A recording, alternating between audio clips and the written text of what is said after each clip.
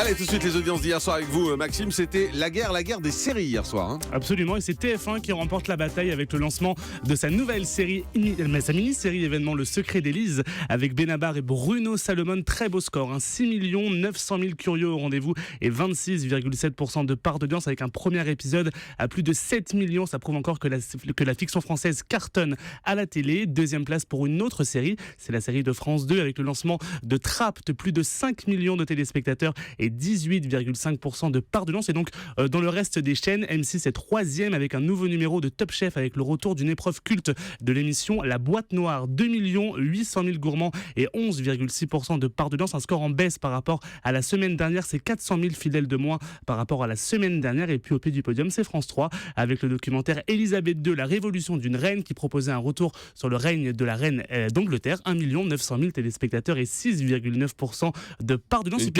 Et puis également le score de Canal+ avec Baron Noir. Vous avez Cadmerade, attendez l'audience de Baron Noir. Et bien les deux premiers épisodes ont attiré 618 000 abonnés et 2,3% de part d'audience. On passe aux audiences de la TNT. Eh bien aucune chaîne ne dépasse le million. On notera tout de même que D8 est en tête avec du cinéma et le film Tango et Cash avec Sylvester Stallone, 900 000 téléspectateurs et 3,6% du public. Et puis on jette un œil sur les audiences de deuxième partie de soirée. Eh bien France 3 proposait une soirée continue sur Elisabeth II avec le documentaire Le mari d'une reine, l'inconnu de Buckingham. Un beau score, 1 600 000 téléspectateurs et 7,5% de part d'audience. Et puis sur M6, il y avait encore la soirée continue avec Top Chef, les secrets des grands chefs, 1 100 000 curieux et 10,3% du public. Et puis on jette un œil sur les audiences de l'Access Prime Time. Eh bien Money Drop est en forme, 4 200 000 téléspectateurs au rendez-vous de Laurence Boccolini. Beau score aussi pour France 2 avec N'oubliez pas les paroles, qui passe au-dessus des 3 100 000 téléspectateurs. Et du côté des talk shows, Cyril Hanouna est très fort, 1